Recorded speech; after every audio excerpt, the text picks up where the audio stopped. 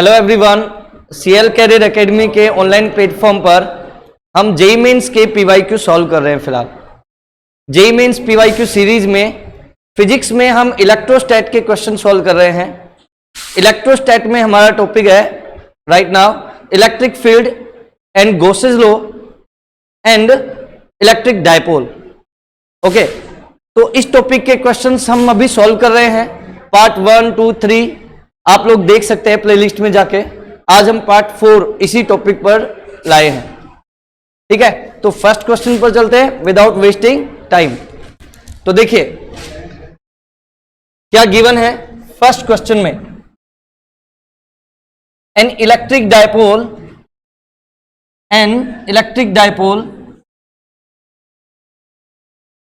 is formed by two equal and opposite charges Q with separation small d. The charges have same mass small m. It is kept in a uniform electric field E. If it is slightly rotated from its equilibrium orientation, then its angular frequency. मतलब हमें एक electric dipole given है जिसे uniform electric field में place करा गया है और हमें यह कहा गया है कि इलेक्ट्रिक फील्ड में इलेक्ट्रिक डायपोल को क्या करा गया, थोड़ा सा डिस्प्लेस कर दिया हमने, स्लाइटली रोटेट कर दिया, एक्सटर्नली फोर्स टॉर्क अप्लाई करके इसे रोटेट कर दिया।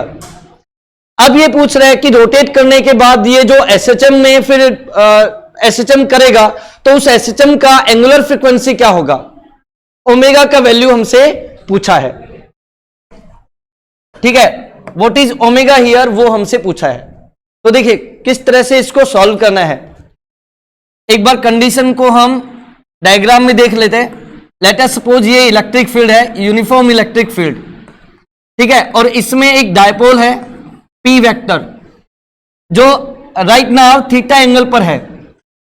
ओके, अब थीटा एंगल पर जब हमने इसको रोटेट कराना एक्सटर्नल टॉर्क अप्लाई करके, तो ई एक्सटर्नल टॉर्क एक्सटर्नल अप्लाई करके और हमने इसको रोटेट किया तो इलेक्ट्रिक फील्ड इस पर एक टॉर्क अप्लाई करेगी एक्सटर्नल टॉर्क के ऑपोजिट डायरेक्शन में, जिसे मैं टो ई लिख लेता हूं।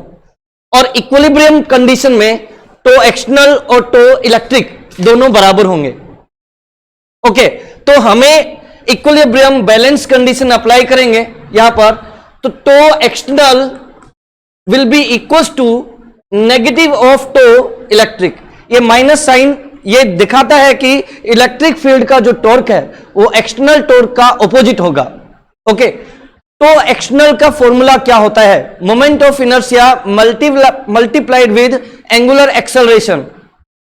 आई से रिप्रेजेंट कर रहा हूं मोमेंट ऑफ इनर्शिया को, I into alpha equals to electric field का टॉर्क कितना होता है डायपोल पर, पीई माइनस तो है already, P E sine theta.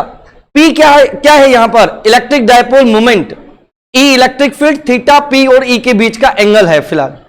Okay, तो हम पी को क्या लिख सकते हैं यहां पर, पी इक्वल्स टू होता है, मान लो कि ये चार्ज है नेगेटिव क्यू और ये वाला जो चार्ज है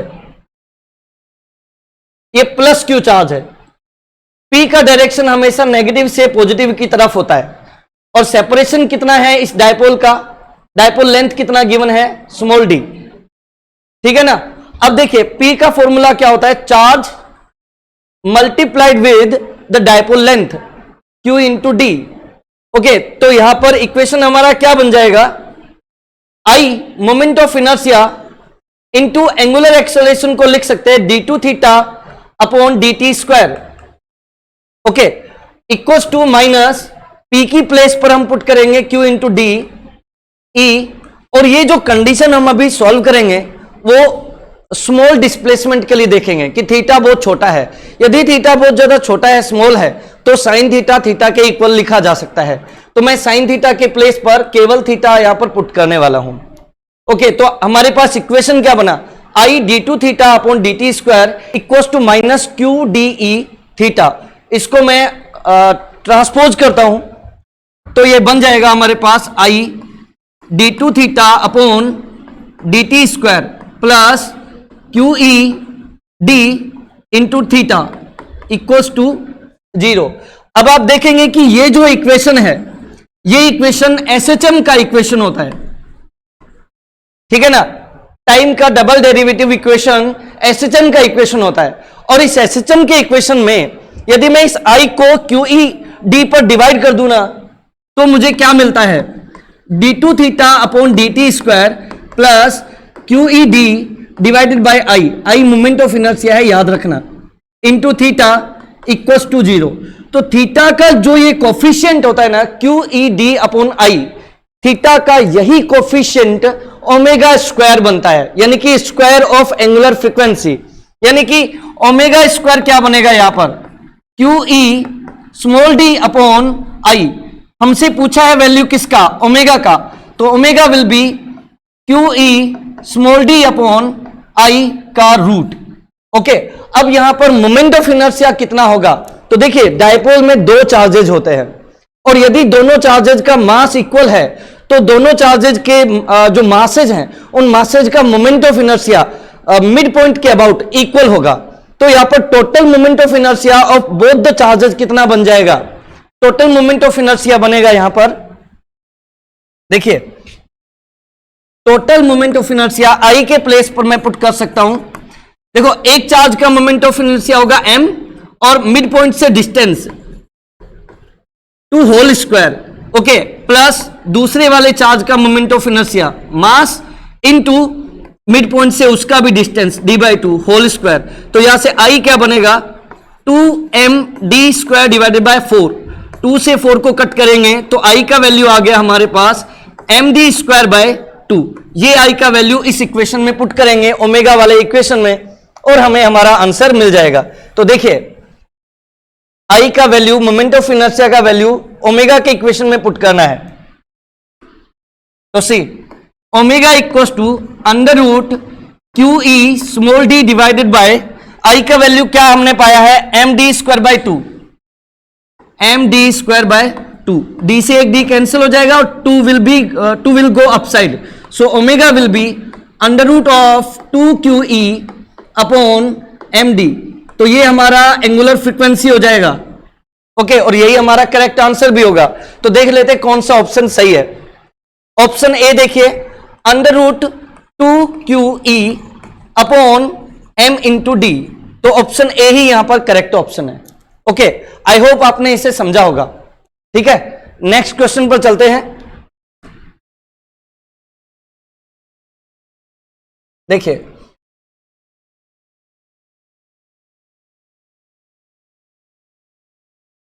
देखो, a positive point charge is released from rest. Okay, एक पॉजिटिव चार्ज है जिसको रेस्ट से रिलीज करा गया है, फर्स्ट पॉइंट यही है, यानी कि initial velocity of the charge क्या है, 0 है, यू हम 0 ले सकते हैं। Okay, at a distance r0 from a positive line charge with uniform density late us suppose lambda, मतलब कि यहां पर ये एक रोड गिवन है, लाइन चार्ज गिवन है जिसका डेंसिटी मान लेते हैं लैम्डा, और इससे शुरुआत में रेस्ट में एक चार्ज प्लेस है Q लेट अस सपोज, और Q शुरुआत में इस लाइन चार्ज से कितना डिस्टेंस पर है, r0 डिस्टेंस पर प्लेस्ड है।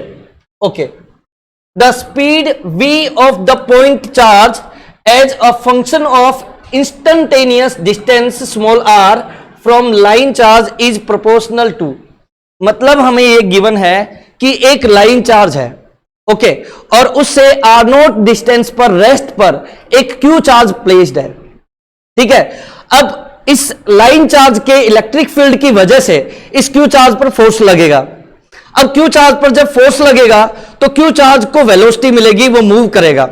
अब ये मान लो, क्योंकि दोनों पर सेम चार्ज है, गिवन नहीं है तो हम सेम ही चार्ज मानकर चलेंगे, तो यहां पर लाइन चार्ज पर भी लेट अस सपोज प्लस, और ये जो Q चार्ज है वो भी प्लस चार्ज है, तो जो Q चार्ज है ना वो लाइन चार्ज से दूर की तरफ मूव करेगा with some velocity.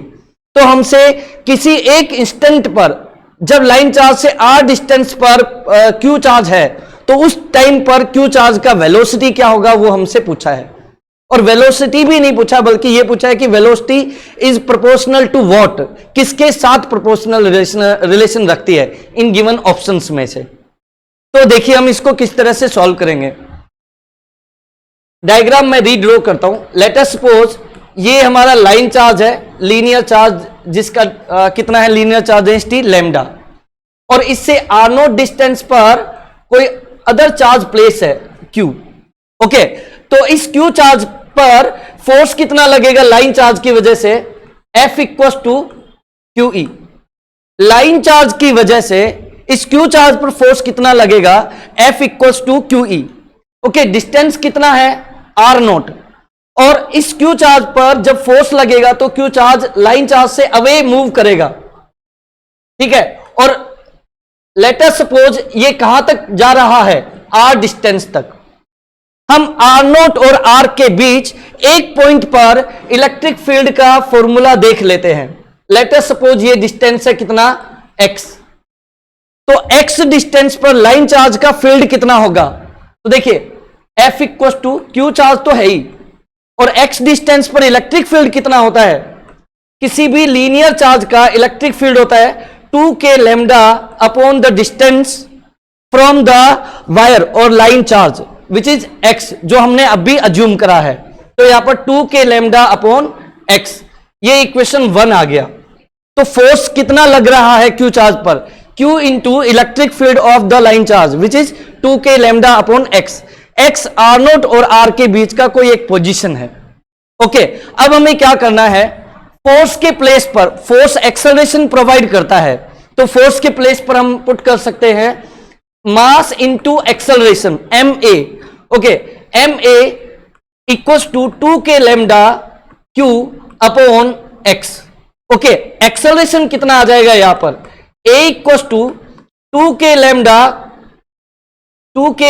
q upon x, और ये mb डिवाइड में आ जाएगा, a equals to 2k lambda q upon x m। Equation number 2, acceleration का फॉर्मूला हमारे पास होता है v dv बाय dx। वैसे इंस्टेंटेनियस एक्सेलरेशन के लिए dv बाय dt भी होता है, लेकिन यहां पर बेस्ट अप्रोप्रिएट फॉर्मूला क्या रहेगा, v dv by dx। Okay, तो यहां से v dv by dx equals to 2k lambda q divided by m into 1 upon x, ये आ गया। इस इक्वेशन को हम रीराइट करेंगे और हमारा डिजायर्ड फॉर्म हम पाते हैं इसमें से।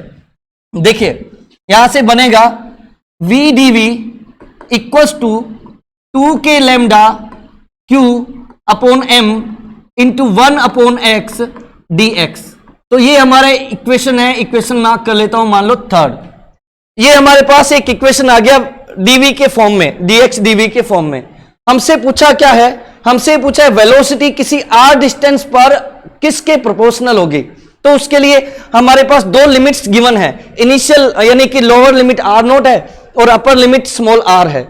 शुरुआत में रेस्ट पे था तो वेलोसिटी के लिए लोअर लिमिट 0 हो जाएगी और r डिस्टेंस पर वेलोसिटी v हो जाएगी। तो हम यहां पर इंटीग्रेट करेंगे इक्वेशन थर्ड को। ओके, इक्वेशन थर्ड को हम क्या करेंगे, इंटीग्रेट करेंगे। तो LHS को तो इंटीग्रेट करेंगे फ्रॉम 0 टू v, और RHS को हम इंटीग्रेट करेंगे from r naught to small r। तो देखिए v dv integration from 0 to v equals to 2k lambda q upon m integration from r naught to small r 1 upon x dx। Okay, अब देखो v का जब हम integration करेंगे तो v square by 2 आएगा, और लिमिट पुट करेंगे तो भी ये v स्क्वायर बाई 2 ही बचेगा इधर। तो v square by 2 equals to 2k lambda q upon m, और 1 अपॉन x का इंटीग्रेशन हमेशा log x होता है, बेस e। तो यहां पर हम लिख सकते हैं ln, और देखो लिमिट्स पुट करेंगे ना तो पहले अपर लिमिट पुट करते हैं और फिर माइनस लोअर लिमिट, और log a minus log b होता है log a अपॉन b। तो मैं इसको लिख सकता हूं log upper limit r divided by lower limit r not. Okay, तो v स्क्वायर क्या आ जाएगा, या v क्या आ जाएगा यहां पर, अब तो हमें v ही चाहिए बस केवल। तो देखिए v क्या बनेगा,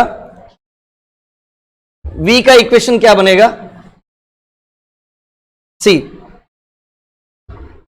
V equals to 4k lambda q upon m ln r upon r naught to whole root. तो अभी V किसके प्रोपोर्शनल है? V proportional to given options में चेक कर सकते हैं। देखिए V proportional to ln r upon r naught, no B option देखिए, V proportional to under root ln r upon r naught, यही करेक्ट ऑप्शन है। देखो V proportional to under root ln r upon r not, तो यहां पर B option correct हो जाएगा। आई hope आपने इसे समझा है अच्छे से। ओके, फिर भी यदि आपको कुछ कंफ्यूजन रहे तो आप वीडियो में पीछे जाकर देख सकते हैं, ठीक है। ओके, तो ये था सेकंड क्वेश्चन। देखो बेटा, जेईई मेंस के क्वेश्चन करने से आपके कंसेप्ट बहुत स्ट्रांग हो जाएंगे, और यदि आप 12th क्लास के साथ जेईई मेंस के क्वेश्चंस करते हैं ना, तो इसका मतलब है आपका कंसेप्ट बिल्डिंग बहुत अच्छे से होता चला जाएगा। और जब आप 12th क्लास कंप्लीट कर चुके होंगे और जेईई मेंस के एग्जाम में बैठेंगे तो आपको बहुत अच्छा एडवांटेज रहेगा। और यही हमारा एफर्ट है कि बच्चों को एक प्रॉपर कंटेंट और कंप्लीट कंटेंट प्रोवाइड हो जाए फ्री में यूट्यूब पर। ओके, आप यूट्यूब पर देखेंगे ना तो आपको कंप्लीट जेईई मेंस के हर एक चैप्टर के पीवाईक्यू नहीं मिलेंगे कंसाइज वे में, लेकिन हमारा ये एफर्ट है, प्रयास है कि आपको जेईई मेंस के जितने भी प्री पीवाईक्यूज हुए हैं मैक्सिमम, वो हम प्रोवाइड करने की कोशिश करेंगे। ओके, तो देखिए, आई होप आप हमारे एम को समझेंगे और इस पर बहुत डेडिकेशन के साथ वर्क भी करेंगे। तो थर्ड क्वेश्चन को देखते हैं। 4 point charges -q plus q plus q minus q are placed on y axis. 4 charges given है जो y एक्सिस पर प्लेस्ड है, उनका पोजीशन गिवन है। पहले वाला -q माइनस 2d डिस्टेंस पर गिवन है, यानी कि ओरिजिन से 2d डिस्टेंस पर नीचे की तरफ। ओके, दूसरे वाला जो +q चार्ज है ना, वो प्लेस्ड है y equals to -d distance पर, y इक्वल्स टू -d, यानी कि ओरिजिन से d डिस्टेंस पर डाउनवर्ड डायरेक्शन में ही है ये भी।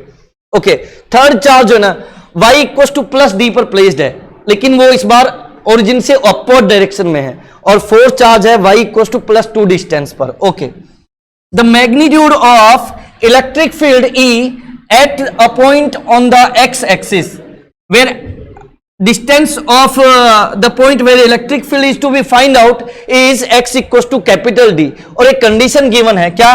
Capital D is very greater than small d। Okay, तो हमसे ये पूछा है कि 4 चार्जेज हैं जो y एक्सिस पर प्लेस्ड है और x एक्सिस पर कैपिटल D डिस्टेंस पर हमसे ये पूछा है कि इलेक्ट्रिक फील्ड का वैल्यू कितना होगा, या फिर इलेक्ट्रिक फील्ड का जो वैल्यू है वो किस के प्रोपोर्शनल होगा। जैसा पीछे प्रोपोर्शनल निकाला था वैसे यहां भी electric field is proportional to what, वही हमें पता लगाना है। देखते हैं क्या ऑप्शंस है। E inversely proportional to d cube, E inversely proportional to d, E inversely proportional to d4, E inversely proportional to d square. हमें पता लगाना है कि कौन सा करेक्ट ऑप्शन है यहां पर, ठीक है। तो देखिए हम डायग्राम ड्रॉ करते हैं। ये y एक्सिस है, ठीक है, और ये x एक्सिस। यहां पर एक चार्ज प्लेस्ड है।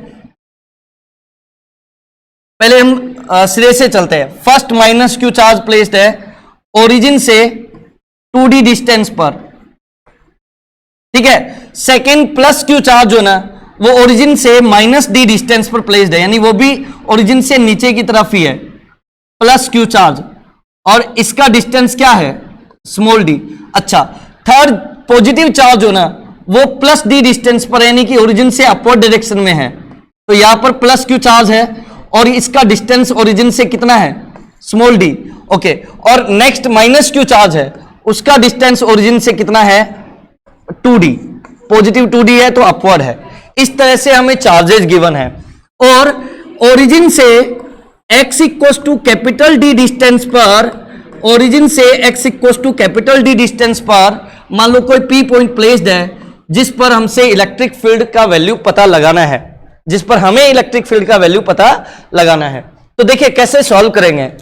बस अपने को हर एक चार्ज के इलेक्ट्रिक फील्ड का डायरेक्शन P पॉइंट पर दिखाना है, फिर वहां से नेट इलेक्ट्रिक फील्ड निकालना है, और उस नेट इलेक्ट्रिक फील्ड से हमें डिजायर्ड इक्वेशन बनाना है, उस इक्वेशन से हमें आंसर मिलेगा। तो फर्स्ट वर्क क्या है?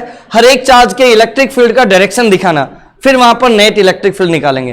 तो देखिए पॉजिटिव चार्ज का फील्ड किधर होता है, अवे फ्रॉम द चार्ज, और नेगेटिव चार्ज का फील्ड किधर होता है, टुवर्ड्स द चार्ज, और किस लाइन में, चार्ज और पॉइंट को ज्वाइन करने वाली लाइन के अलोंग।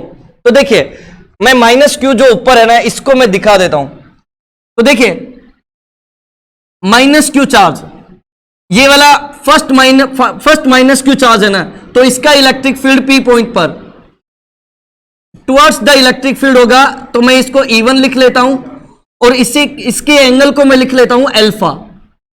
इसका एंगल लेट सपोज कितना है, अल्फा, इस ओपी लाइन के साथ। ओके, अब देखो इसी तरह से जो नीचे वाला जो माइनस है, माइनस वाई डायरेक्शन में जो माइनस क्यू चार्ज है, इसका इलेक्ट्रिक फील्ड भी दिखा देते हैं। ये देखिए, अब क्योंकि ये माइनस है तो इसका इलेक्ट्रिक फील्ड भी टुवर्ड्स द चार्ज होगा, along line joining the charge and point. और देखो एक चीज देखना, चार्जेज भी सेम है, और पॉइंट से इन चार्जेज का डिस्टेंस भी सेम है, ऊपर 2d और कैपिटल D डिस्टेंस भी सेम है। तो इसका ये मतलब है कि दोनों माइनस क्यू चार्जेज का इलेक्ट्रिक फील्ड पी पॉइंट पर सेम होगा। ओके, और जो ये एंगल बनेगा ना, वो इधर भी अल्फा ही रहेगा। ओके, अब देखिए हम लोग क्या कर सकते हैं, कंपोनेंट बना सकते हैं इवन के, दोनों इवन्स के, ठीक है, इस ओपी लाइन के अलोंग और एक इसके परपेंडिकुलर। तो मैं यहां पर लाइन ड्रॉ कर देता हूं। देखिए सी, अब E1 का एक कंपोनेंट देखो इस लाइन के अलोंग, ओपी लाइन के अलोंग, लेकिन नेगेटिव एक्स के डायरेक्शन में, क्योंकि E1 चार्ज की तरफ है, तो इधर आ जाएगा E1 कोस अल्फा, ठीक है। और इसी E1 का एक vertical positive direction, positive Y direction में इसका कंपोनेंट हो जाएगा E1 साइन अल्फा। ओके, इसी तरह जो नीचे वाला जो माइनस क्यू चार्ज है, उसका भी इलेक्ट्रिक फील्ड होगा, एक तो किधर होगा, नेगेटिव एक्स के डायरेक्शन में, सेम जैसे अपवर्ड वाले का था, तो E1 कोस अल्फा, और एक होगा डाउनवर्ड E1 साइन अल्फा। क्योंकि चार्जेज और डिस्टेंस सेम है, तो E1 और E2 सेम है, सॉरी E1 सेम है, दोनों चार्जेज का इलेक्ट्रिक फील्ड सेम है, तो E1 कोस अल्फा और E2 कोस अल्फा भी सेम है, और E1 साइन अल्फा और E1 साइन अल्फा भी सेम है। तो आप देखेंगे कि वर्टिकल जो कंपोनेंट्स है ना E1 साइन अल्फा, वो इक्वल है और ऑपोजिट है, तो कैंसिल कर देंगे। लेकिन जो ये वाले जो इलेक्ट्रिक फील्ड्स है जो कि नेगेटिव एक्स में है, E1 cos alpha, E1 cos alpha, वो सेम डायरेक्शन में तो ऐड हो जाएंगे। यानी कि ये वाले जो इलेक्ट्रिक फील्ड्स है ना, ये तो एक दूसरे को कैंसिल आउट कर देंगे। E1 साइन अल्फा और E1 साइन अल्फा तो कैंसिल हो गया, बस ये दो इलेक्ट्रिक फील्ड बचेंगे। चलो इतना रख लो, अब जो बचे हुए चार्जेज है उनको भी देखते हैं। नेक्स्ट जो प्लस क्यू चार्ज है ना, उसका electric field away from the charge होगा, और इसका इलेक्ट्रिक फील्ड मैं मान लेता हूं कितना है, E2 है, ठीक है। और ओपी लाइन के साथ ये एंगल बना रहे हैं, let us suppose beta. Okay, अब देखिएगा ऐसे ही ये जो अगला प्लस क्यू चार्ज है, उसका भी electric field away from the charge होगा, और वो ओपी लाइन के साथ वो भी अल्फा एंगल बनाएगा, क्योंकि डिस्टेंस और चार्ज सेम है। उसको मैं E2 लिख देता हूं। ये एंगल भी सेम होगा, बीटा ही। मैं बोल रहा हूं बेटा, यदि थोड़ा सा, क्योंकि डायग्राम कंजेस्टेड हो गया ना, थोड़ा यदि क्लियर नहीं हो तो मैं बोल रहा हूं शब्दों से, उनको सुनना, वर्ड्स को सुनना आप लोग। ये बीटा है ना, तो इधर ये वाला एंगल भी बीटा होगा, और ये वाला एंगल भी बीटा होगा। अब आप देखो, जैसे E1 के कंपोनेंट्स बनाए ना, वैसे E2 के भी कंपोनेंट्स हम बना लेंगे। तो देखो E1 का एक कंपोनेंट इधर आ जाएगा पॉजिटिव एक्स के along, E2 cos alpha, cos beta आएगा इस बार, क्योंकि अब की बार दूसरा एंगल है, डिस्टेंस चेंज हो गई है, तो यहां पर आ जाएगा E2 कोस बीटा। ओके, और इधर आ जाएगा पॉजिटिव वाई डायरेक्शन में E2 साइन बीटा। ऐसे ही इस नीचे वाले E2 का भी एक कंपोनेंट इधर आ जाएगा E2 कोस बीटा, और एक कंपोनेंट नेगेटिव वाई डायरेक्शन में आएगा E2 साइन बीटा। अगेन आप देखेंगे कि E2 साइन बीटा और E2 साइन बीटा जो है वो सेम है, ये अल्फा नहीं है, बीटा है, सेम है, तो वो एक दूसरे को कैंसिल कर देंगे। अगेन केवल ओपी लाइन के अलोंग जो इलेक्ट्रिक फील्ड है ना, वही बचा है। दोनों के दोनों जो पेयर है ना चार्जेस के, जितने दो माइनस थे, तो उन दोनों का इलेक्ट्रिक फील्ड था ओपी पी से ओ पॉइंट की तरफ, और जो प्लस क्यू चार्ज है उनका जो कोस कंपोनेंट है वो ओ से पी की तरफ है। ठीक है, सेम कोस कंपोनेंट ही है बस केवल। तो अब होगा क्या, नेट इलेक्ट्रिक फील्ड क्या होगा वो आपको देखना है। यहां पर नेट इलेक्ट्रिक फील्ड देखिएगा, सी नेट इलेक्ट्रिक फील्ड देखिए, E इक्वल टू लिखा जाएगा अब यहां पर E1 cos alpha, E1 cos alpha और E2 cos beta, E2 cos beta. तो इसे लिखेंगे हम लोग 2E2 cos beta minus 2E1 cos alpha, क्योंकि सेम डायरेक्शन में है तो ऐड हो गए, और वो ऐड होने के बाद ऑपोजिट है तो फिर माइनस मैंने लिखा है यहां पर। तो E इक्वल टू यहां पर आ जाएगा 2 आउटसाइड, और E2 का वैल्यू अब देखिए, अब वो आपको देखना है E2 का वैल्यू क्या आएगा यहां पर। सी 2 तो कॉमन है ही यहां पर, ओके। E2 का वैल्यू क्या आएगा, E2 क्या है, इस पॉजिटिव Q चार्ज का इलेक्ट्रिक फील्ड। तो पॉजिटिव Q चार्ज का इलेक्ट्रिक फील्ड क्या होगा, K charge Q divided by distance of plus Q charge to P point. Okay, तो ये डायगोनल हमें ये जो हाइपोटेन्यूस है ये हमें लेना है, हाइपोटेन्यूस लेना है बेटा, मेरे फिंगर के साथ चलना है। हाइपोटेन्यूस हमें लेना है जिसे हम लिख सकते हैं perpendicular square plus base square का रूट। तो यहां पर आएगा, देखो परपेंडिकुलर स्मॉल डी काम करेगा और हाइपोटेन्यूस कैपिटल डी होगा, तो मैं इसको लिख सकता हूं। और क्योंकि इधर स्क्वायर करते हैं तो यहां लिखा जाएगा small D square plus capital D square, और अंडर रूट होता है, ठीक है ना, अंडर रूट है ये याद रखना, क्योंकि स्क्वायर था तो रूट भी रिमूव हो गया, यहां से हट गया। कोस बीटा क्या होता है, कोस बीटा होगा बेस अपॉन हाइपोटेन्यूस। तो कोस बीटा बेस का काम कौन कर रहा है, एंगल यहां पर है ना, तो बेस कैपिटल डी है, बेस कैपिटल डी है, और हाइपोटेन्यूस तो है ही under root d square plus capital D square. तो यहां पर E2 कोस बीटा का वैल्यू आ जाएगा KQ capital D upon small D square plus capital D square, और x रूट x होता है पावर 3/2, तो यहां पर बन जाएगा 3/2 पावर। आई होप आप ये बात समझे होंगे, यदि नहीं भी समझे तो एक बार रिवाइंड करके देखेंगे दोबारा से, ओके। और एक और भी मैं लिखने वाला हूं, उससे और क्लियर हो जाएगा। देखो अब E1 का वैल्यू लिखेंगे, माइनस Q चार्ज का फील्ड है, तो K charge Q divided by distance. अब देखेंगे ना, ये वाला जो हाइपोटेन्यूस है ये लेना है, जो मैंने रेड कलर से लिखा है, ये अपने को डिस्टेंस के फॉर्म में लेना है। देखो इसमें परपेंडिकुलर क्या है 2D, और बेस क्या है कैपिटल D, तो यहां पर हाइपोटेन्यूस क्या होगा under root of 2D square plus capital D square. 2D square करेंगे तो 4D square plus capital D square बनेगा, सही ना, 2D का square plus capital D square. तो यहां पर आएगा under root 4D square plus capital D square, और क्योंकि नीचे हम E के फॉर्मूला में स्क्वायर लिखते हैं, क्योंकि यहां पर हम स्क्वायर लिखते हैं तो यहां पर रूट हट जाएगा, तो आएगा 4D square plus capital D square, और रूट और स्क्वायर हट गया था। कोस अल्फा का वैल्यू क्या बनेगा, वापस से बेस अपॉन हाइपोटेन्यूस, तो यहां बेस तो वही कैपिटल D होगा, और हाइपोटेन्यूस जो ये नीचे वाली टर्म है ना यही हो जाएगी, तो यहां पावर बनेगा 3/2। आई होप आप लोग ये वाली बात समझ गए होंगे। यदि इतना समझ गए तो फिर आगे इसमें कुछ खास समझने वाली चीज है नहीं, इतना ही मेन था, ओके। चलिए अब इसको फर्दर हम सॉल्व करते हैं। तो देखो इसको सॉल्व करने का भी एक तरीका है, इसमें मैथमेटिक्स हम यूज करेंगे थोड़ा सा, मैथमेटिक्स में भी हम बाइनोमियल थ्योरम हम यूज करने वाले हैं।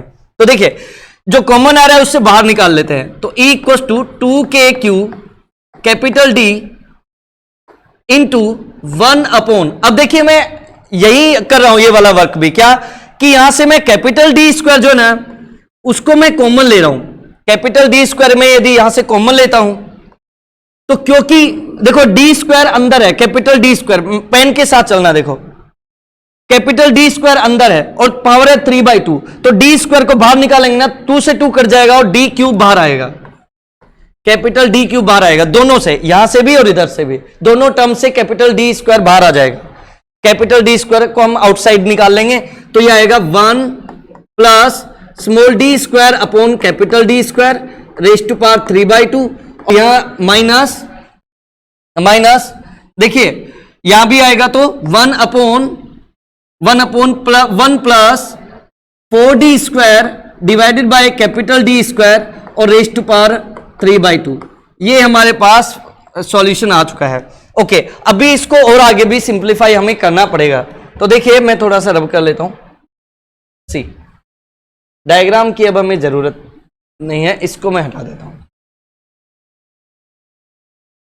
देखिए अब बाइनोमियल थ्योरम क्या कहता है कि if one plus x raise to whole power n and x is very very less than 1, then 1 plus X raise to power n को हम क्या लिख सकते हैं, 1 प्लस nx, यानी कि पावर x के साथ मल्टीप्लाई होगी। ये वाली चीज हम यूज करने वाले हैं। ओके, तो इसको दिमाग में रखना आप लोग। अब देखो मैं क्या कर रहा हूं, ये जो 1 अपॉन है ना, इसको मैं ऊपर की तरफ ले जा रहा हूं। तो देखिए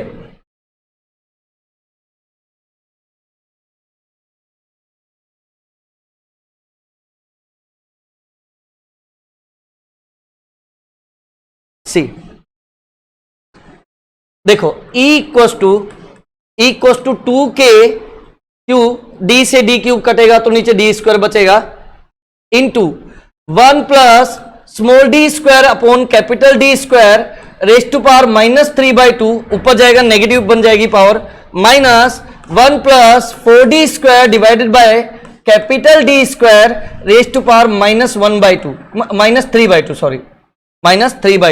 अब हम इसको बाइनोमियल थ्योरम से सिंप्लीफाई करेंगे तो हम पाएंगे कि E equals to 2k Q upon capital D square into power आगे मल्टीप्लाई करके लिखेंगे 1 minus 3/2 D square divided by capital D square minus 1, और देखो पावर आगे आएगी -3/2 और ये माइनस बाहर से भी अंदर जाएगा तो ये बनेगा plus 4d square divided by capital D square, power आगे आएगी तो देखो ये 3/2 मल्टीप्लाई होगा यहाँ पर, -3/2 तो प्लस बन गया था यहाँ पर, -1 से +1 कैंसिल हो गया और ये देखो बचेगा क्या, 4d square multiplied with 3 divided by 2 capital D square और -3d square by 2d square.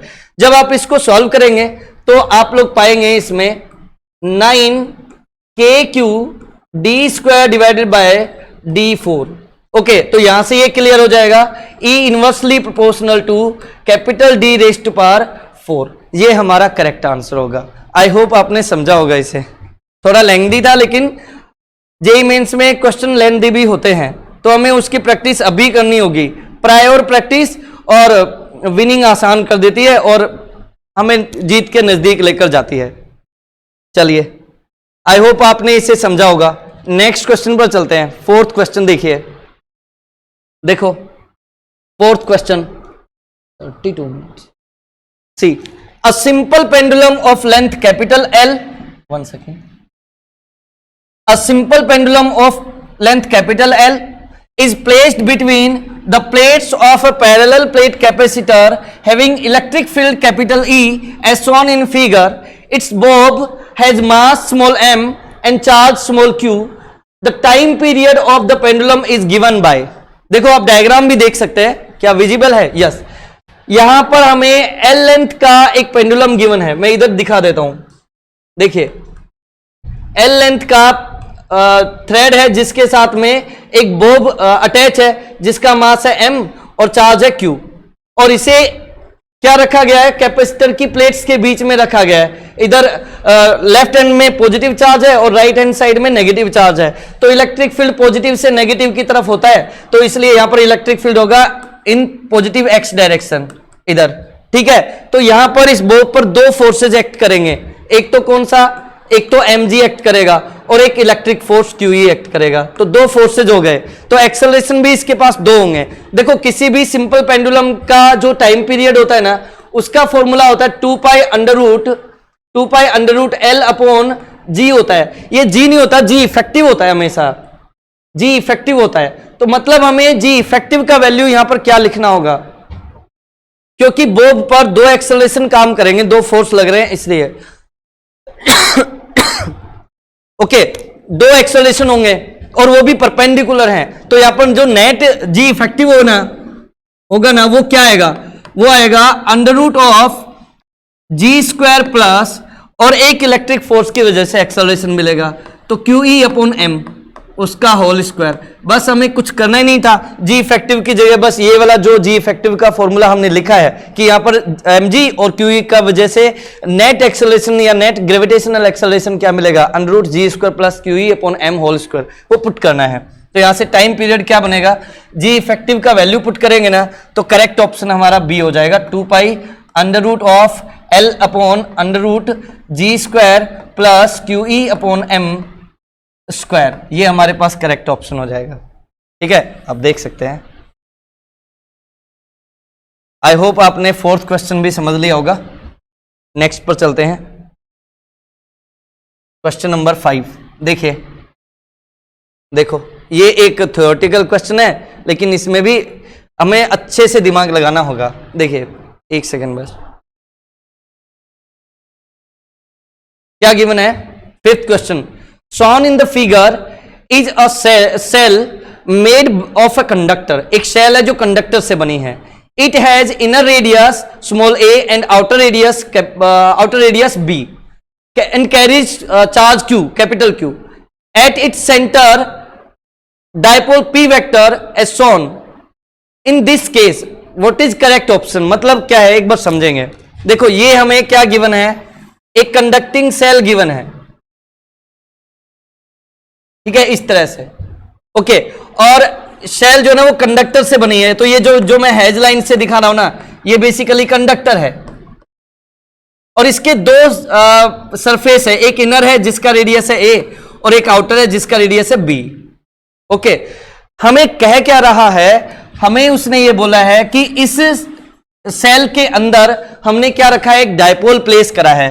Dipole place करा है, p वेक्टर का डायरेक्शन अपवर्ड है, तो नेगेटिव से पॉजिटिव की तरफ चार्ज होता है। तो यानी कि प्लस क्यू चार्ज यहां है और minus Q charge inner wall के नजदीक इस तरह से है। देखो जैसे मैंने डायग्राम बनाया है, plus Q charge inner wall के ऊपर के पास ऊपर की तरफ है और minus Q charge inner wall के पास ही नीचे की तरफ है।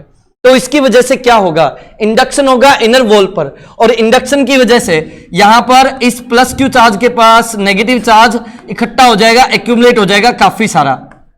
तो यहां पर सरफेस चार्ज डेंसिटी आ जाएगी प्लस क्यू के पास नेगेटिव वाली, और इस नेगेटिव चार्ज के पास इस इनर वॉल पर पॉजिटिव डेंसिटी क्रिएट हो जाएगी, पॉजिटिव चार्ज एक्यूमुलेट हो जाएंगे, पॉजिटिव चार्ज डेंसिटी बन जाएगी। ठीक है, लेकिन क्योंकि जब भी अंदर नेट चार्ज जीरो रहे ना, अंदर नेट चार्ज जीरो रहेगा तो आउटर सेल जो है उस पर कोई भी इंड्यूस्ड चार्ज नहीं आएगा। तो आउटर सेल पर जो केवल कैपिटल क्यू चार्ज है ना वही रहेगा, और क्यू इंड्यूस यहां पर नहीं रहेगा, क्यू इंड्यूस जीरो रहेगा आउटर सेल पर। अच्छा, इनर सेल पर भी क्या, इनर सेल पर भी डेंसिटी जरूर है, यहां पर इनर सेल पर भी चार्जेस का नॉन यूनिफॉर्म डेंसिटी है, एक तरफ नेगेटिव डेंसिटी ज्यादा है, एक तरफ पॉजिटिव डेंसिटी ज्यादा है, लेकिन टोटल चार्ज तो इनर सेल पर भी क्या रहेगा, टोटल चार्ज तो इनर सेल पर भी जीरो रहेगा, लेकिन डेंसिटी जीरो नहीं रहेगी इनर सेल पर, डेंसिटी इज नॉन जीरो। ऐसा क्वेश्चन हमने प्रीवियस पार्ट्स में किया हुआ है, आप देखेंगे तो वहां पर पता चलेगा आपको। देखिए अभी ऑप्शन चेक कर लेते हैं हमारे इस पूरे एनालिसिस के लिए। Surface charge density on the inner surface of the shell is zero everywhere, zero नहीं है, डेंसिटी नॉन जीरो है, नॉन यूनिफॉर्म है, नॉन जीरो है, तो ये वाला ऑप्शन तो गलत हो गया, ए ऑप्शन गलत है। Surface charge density on the inner surface is वो तो डेंसिटी यूनिफॉर्म नहीं है, नॉन यूनिफॉर्म है, जबकि इसने बोला uniform equal to this, non uniform है। ओके, तो बी ऑप्शन भी गलत है। Electric field outside the shell is the same as that of a point charge at the centre of the shell. देखो जब भी किसी स्फीयर पर, किसी स्फेरिकल सेल पर क्यू चार्ज हो, कोई चार्ज होना है, ओके, तो वो स्फेरिकल सेल या स्फीयर एक पॉइंट चार्ज की तरह से काम करता है आउटसाइड द स्फीयर। तो जैसे कि पॉइंट चार्ज का इलेक्ट्रिक फील्ड के क्यू अपॉन आर स्क्वायर होता है ना, तो स्फेरिकल सेल के भी आउटसाइड इलेक्ट्रिक फील्ड के क्यू अपॉन आर स्क्वायर यानी डिस्टेंस स्क्वायर होता है। तो यानी कि सेल जो ना आउटसाइड तो वैसा ही काम करता है जैसा पॉइंट चार्ज। तो यहां पर जो करेक्ट ऑप्शन है ना वो सी हो जाएगा। देखिए क्या इसके अलावा भी कुछ है क्या, देखते हैं, फोर्थ ऑप्शन को भी देख लेते हैं, D option. 1 second, fourth option देखिए क्या बोल रहा है, surface charge density on the outer surface depends on P. No, P पर डिपेंड नहीं करता, क्योंकि यहां तो केवल कैपिटल क्यू है, बस उसका इलेक्ट्रिक फील्ड होगा, उसी का डेंसिटी होगा। यहां पर जो अंदर में जो डायपोल बैठा है उसकी वजह से आउटर सरफेस पर कोई भी चार्ज नहीं आएगा। ओके, चलिए, तो ये था क्वेश्चन। अब नेक्स्ट क्वेश्चन पर चलते हैं, कौन सा, सिक्स्थ क्वेश्चन। देखिए क्या गिवन है, देखिए, let a total charge 2q be distributed in a sphere of radius capital R with the charge densities rho equals to kr, where r is the distance from the center. Two charges capital A and B of negative q charge each are placed on diametrically opposite points at equal distance a from the center. Okay, if capital A and B do not experience any force, then which is the correct option? ये हमसे पूछा है, तो इसको कैसे deal करना है वो हमें देखना है। एक सेकंड आप लोग देखिए इसको, मैं थोड़ा स्पेस बना लेता हूं बस, ये ठीक है, जब जरूरत पड़ेगी तब आ जाएंगे। देखो क्या गिवन है, एक स्फीयर है जिसका रेडियस है, मान लो सेंटर O और रेडियस है कैपिटल R, और हमें बोल रहा है कि इस स्फीयर पर 2q चार्ज है, कैपिटल 2q चार्ज है, ठीक है। और इस स्फीयर के अंदर डायमेट्रिकली ऑपोजिट पॉइंट्स पर सेंटर से ए डिस्टेंस पर दो पॉइंट प्लेस्ड है, एक है कैपिटल ए और एक है कैपिटल बी, और उन दोनों पर चार्ज है -q। हमसे ये पूछ रहा, अच्छा, और डेंसिटी हमें गिवन है rho equals to k into r. Okay, हमसे ये पूछा है वो क्या कंडीशन होगी जिस पर ए और बी पॉइंट पर जो चार्ज प्लेस्ड है -q वो फोर्स एक्सपीरियंस ना करे। यानी कि हमसे कंडीशन डिराइव करवाया है कि भाई वो क्या कंडीशन होगी जिस पर -q चार्ज पर फोर्स ना लगे, फोर्स जीरो रहे। ओके, फोर्स जीरो रहने का मतलब है कि ऑपोजिट डायरेक्शन में जो फोर्सेज एक्ट कर रहे हैं ना वो एक दूसरे को बैलेंस कर रहे हैं। यानी कि यदि मैं कोई भी एक चार्ज उठा लू ना, ए और बी पॉइंट दोनों में से कोई सा भी एक चार्ज में उठा लू, तो उस पर जितने भी फोर्स लग रहे हैं ना उन दोनों का नेट जीरो आएगा। नेट जीरो आने का मतलब है दोनों फोर्सेज, तीनों फोर्सेज, चारों फोर्सेज सब एक दूसरे को बैलेंस कर रहे होंगे।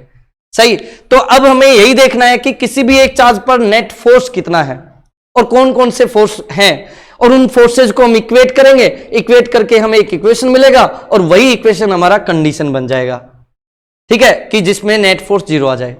तो देखिए किस तरह से डील करना है। तो मैं ए पॉइंट को सिलेक्ट कर लेता हूं, ए पॉइंट पर जो -q चार्ज है, ए पॉइंट पर जो चार्ज है ना इस पर हम फोर्सेज दिखा लेते हैं। तो ए पॉइंट पर चार्ज है -q, इस पर फोर्स कौन कौन अप्लाई करेगा, एक तो बी पॉइंट वाला चार्ज अप्लाई करेगा, ठीक है, और दूसरा जो ये स्फीयर है जिस पर 2q चार्ज है ये भी इलेक्ट्रिक फील्ड, ये भी इलेक्ट्रिक फोर्स लगाएगा। तो यहां पर दो फोर्स होंगे, एक तो ये स्फीयर का और एक -q चार्ज जो इसका भाई है उसका, बी पॉइंट पर -q चार्ज है ना उसका। तो देखो मान लो कि -q चार्जेस के बीच में फोर्स है k charges q²। Okay, 1 second, देखिए क्या लिखेंगे इसको, थोड़ा सा सही लिखता हूं। F1 इक्वल टू k नहीं लिखेंगे क्योंकि k कांस्टेंट यूज करा हुआ है, तो k का वैल्यू लिख लेते हैं 1/4πε0, 1/4πε0 into product of the charges which is q into q, तो कैपिटल q² हो जाएगा, और divided by the distance square, a और b के बीच डिस्टेंस a and a, small a and a, तो 2a हो जाएगा, 2a का स्क्वायर तो 4a² बन जाएगा, यहां से 4a², ये बन जाएगा 4a²। तो देखिए 4a²।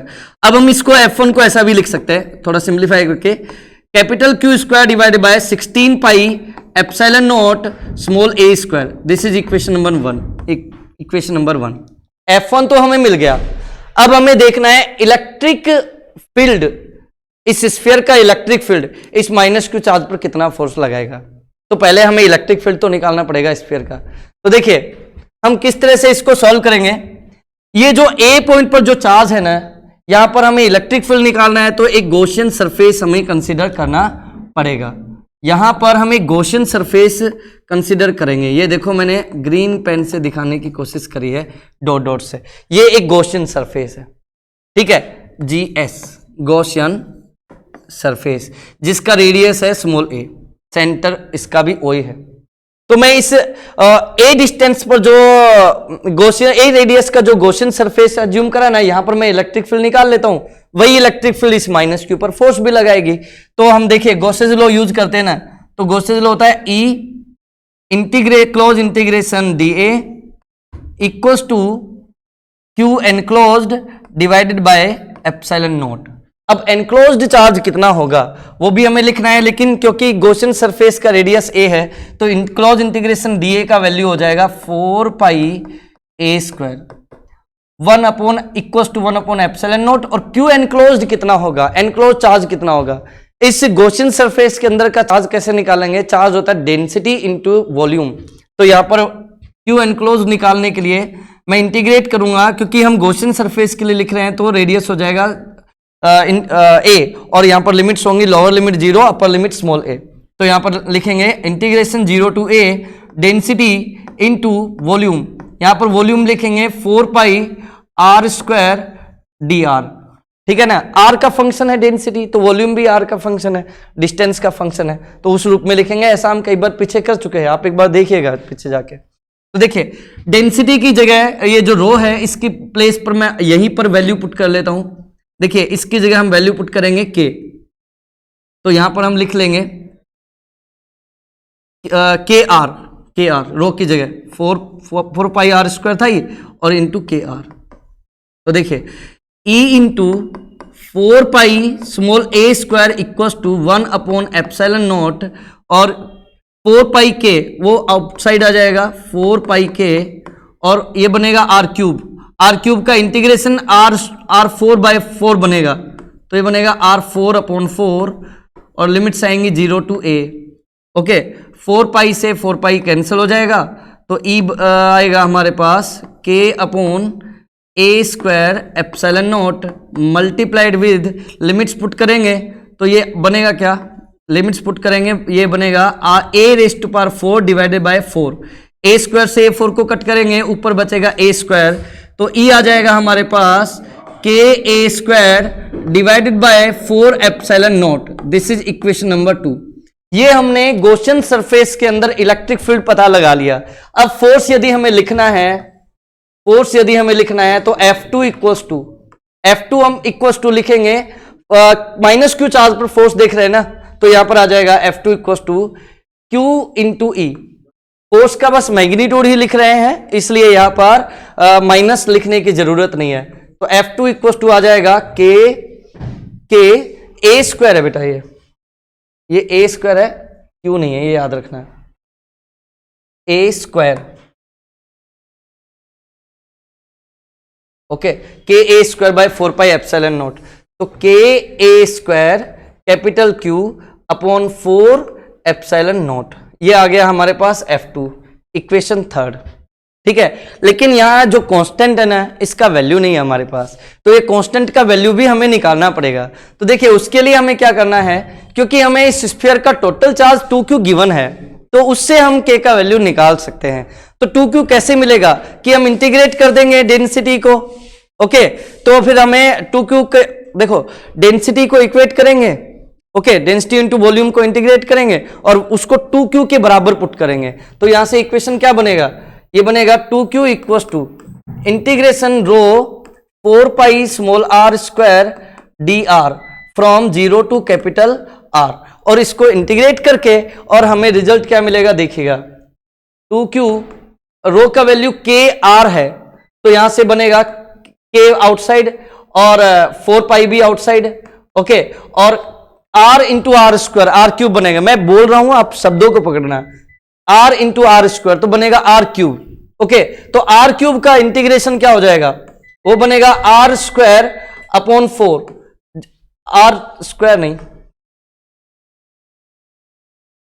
r4 upon 4 from 0 to capital R। तो देखिए इसको सॉल्व भी कर लेते, 2 से 4 को कट करेंगे 2, तो यहां से आ जाएगा Q upon pi equals to K, और लिमिट पुट करेंगे तो ये आएगा, देखो स्मॉल r की जगह कैपिटल R पुट करेंगे तो capital R raise to power 4 divided by 4, तो यहां से K का क्या वैल्यू आया, K का वैल्यू आया 4 पाई, K का वैल्यू आया हमारे पास, बस ये इससे आगे फिर हम नहीं लिखेंगे, वापस चलना पड़ेगा। के का वैल्यू यहां से आएगा 4q upon pi capital R raise to power 4।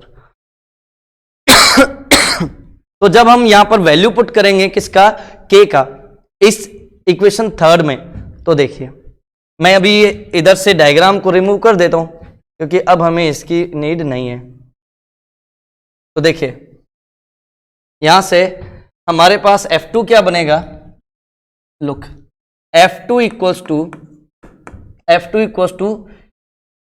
A square, F2 equals to A square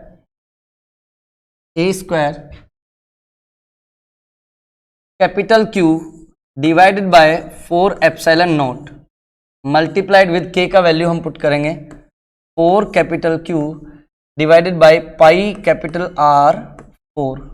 ठीक है, तो यहां से 4 से 4 कैंसिल हो गया, तो और यहां से F2 क्या आ गया हमारे पास, a square capital Q square pi epsilon naught capital R raise to power 4। This is equation number 4। अब क्योंकि ये बोल रहा है, ये आ गया हमारे पास फील्ड का फोर्स। अब क्योंकि उसने ये बोला है कि minus Q charge net force experience ना करे, तब कंडीशन क्या होगा, तो हमें ये जो F1 हमने निकाला था इक्वेशन 1 में और F2 हमने जो निकाला था इक्वेशन 2 में, इन दोनों को इक्वेट करना है। ठीक है, इन दोनों को हम क्या कर देंगे, इक्वेट कर देंगे। एक सेकेंड, एक चीज और थी यहाँ पर, ये यहाँ 2 से 4 पाई को कट करा था तो 2 आया था यहाँ पे। ओके, तो यहाँ देखो 4 नहीं आएगा, यहाँ पर 2 आएगा, यहाँ 2 रहेगा के फॉर्मूला में 2, तो ये कटेगा ना, तो यहाँ पर 2 और मल्टीप्लाई रहेगा, F2 आएगा a square capital Q square by 2 pi epsilon naught R raise to power 4। तो अब नेट फोर्स एक्सपीरियंस ना करे तो उसके लिए जरूरी क्या है, उसके लिए जरूरी है कि F1 और F2 यहाँ पर इक्वल आ जाए, बराबर आ जाए। तो F1 और F2 को हम इक्वल कर देंगे, F1 F2 को इक्वल करेंगे तो हमारे पास एक डिजायर्ड कंडीशन मिलेगा। देखिएगा कैसे, a square capital Q square divided by 2 pi epsilon naught R raise to power 4 equals to Q square divided by 16 pi epsilon naught a square. Okay, a square, तो अब देखो Q स्क्वायर से Q square cut जाएगा, 2 pi epsilon naught से 4 pi epsilon naught को cut करेंगे 8 आ जाएगा, तो यहाँ से और ए स्क्वायर इधर मल्टीप्लाई होगा, तो ये आएगा 8 upon R raise to power 4 equals to 1 upon a raise to power 4। ठीक है, तो ए raise to power 4 equals to क्या आ जाएगा, ये आ जाएगा 8 raise to power 1/4, 8 raise to power 1/4, ये इधर आएगा और R ऊपर की तरफ चला जाएगा। देखिए थोड़ा सा जल्दबाजी कर रहा हूं देखिए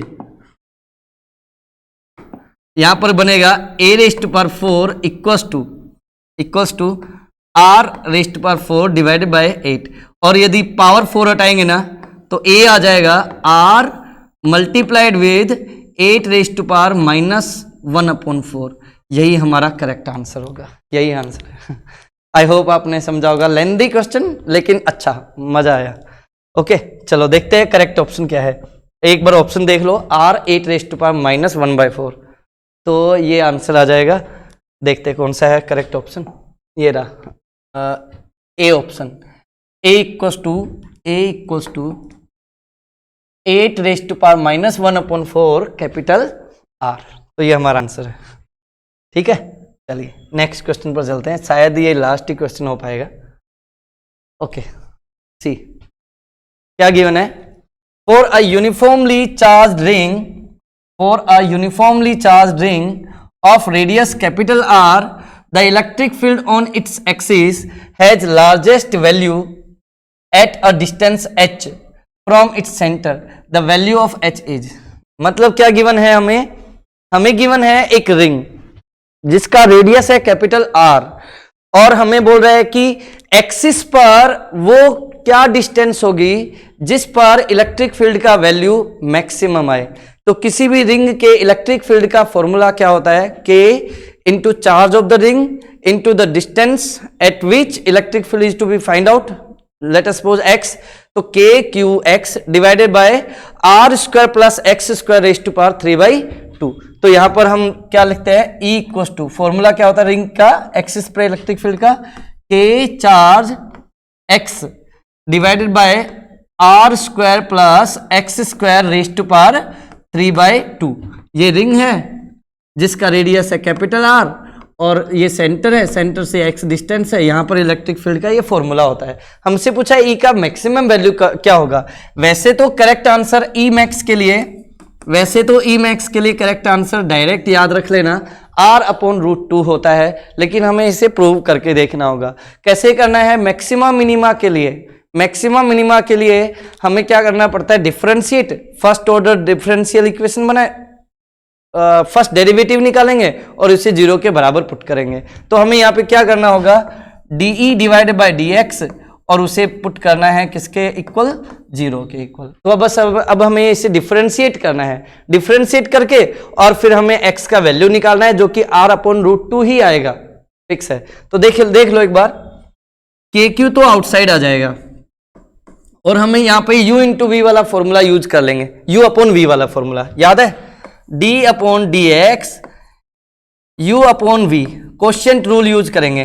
तो V as it is differentiation of U with respect to x minus U as it is differentiation of V with respect to x divided by the denominator square V square, okay ना? इस तरह से हम करते हैं। तो ऐसा यहाँ पे x तो U बन जाएगा और V R² plus X square raise to power 3/2 हो जाएगा।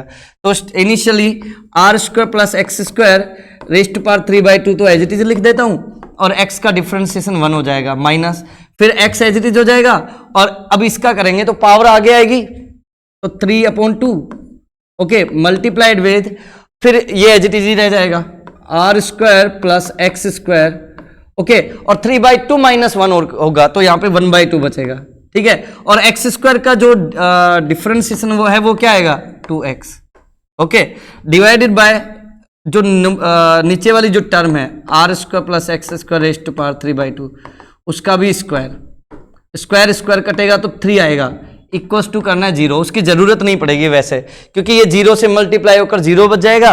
KQ भी आउटसाइड है, वो उधर जाकर 0 बन जाएगा। यहां से कॉमन क्या निकलेगा वो तुम देख लो एक बार। R² प्लस एक्स स्क्वायर 3/2 है तो यहां से, और यहां 1/2 पावर है तो 1/2 तो दोनों में कॉमन है ना, वो बाहर निकल जाएगा। तो यहां से कॉमन क्या निकलेगा देखिएगा, जिसे हम 0 भी मान सकते हैं ना। देखो यहां पर बचेगा क्या? 1 माइनस, देखो 2 से ये 2 भी कैंसिल हो जाएगा, 1 minus 3x into R² plus, देखो एक सेकेंड, देखो यहां से R² plus X square raise to power 3/2 से यदि R² plus X square raise to power 1/2 common निकालेंगे ना तो यहां बचेगा क्या? R² plus X square, okay, minus 3x square equals to 0। तो ये क्या बचा? R² minus 2x square equals to क्या बचा? 0। 2x स्क्वायर इक्वल्स टू क्या बन गया? R²। तो x स्क्वायर इक्वल्स टू क्या बन गया? R²/2। x क्या बन गया? R/√2। बस यही आंसर है। तो 7th क्वेश्चन, आई होप आपने ये भी समझा। वैसे ये डेटा तो डायरेक्ट ही याद होना चाहिए, R/√2, ओके ना। मैक्सिमम इलेक्ट्रिक फील्ड के लिए R/√2 लिखते हैं x का वैल्यू। तो ये था नेक्स्ट क्वेश्चन। चलिए 8 देखते हैं, यदि लेंदी होगा तो अभी नहीं करेंगे, ओके। तो बाकी देखेंगे, बाकी सारे भी क्वेश्चंस ना इसी पीपीटी के बाकी सारे क्वेश्चंस हम नेक्स्ट वीडियो में देखेंगे। पार्ट 2 आ जाएगा इस पार्ट का भी, ओके। आई होप कि आपने वीडियो को अच्छे से एंजॉय किया होगा और क्वेश्चन आपने समझे होंगे, उनके आंसर्स। और PYQ इसलिए भी लगाने चाहिए ना कि PYQ से हमारा कंसेप्ट बिल्ड होता है, मैंने पहले ही बोला था, और शायद साथ साथ हमारा जो एग्जाम है उसका रिलेवेंस समझ में आता है कि, और उसका लेवल समझ में आता है। अब आप देखा कितने लेंदी क्वेश्चंस हैं, तो हमें इनका सॉल्यूशन पहले ही करके देखना पड़ेगा, ठीक है। PYQ करने से हमारा स्किल डेवलप होता है, तो स्किल डेवलपमेंट के लिए PYQ अभी करना चाहिए। कई सोचते हैं कि एंड में करेंगे, वो ठीक है, एंड में भी करना ही है, लेकिन आपको साथ के साथ करना चाहिए, हर चैप्टर के साथ। आई थिंक आप मेरी बात समझेंगे, और यहाँ तक यदि हैं तो उसके लिए थैंक यू वेरी मच।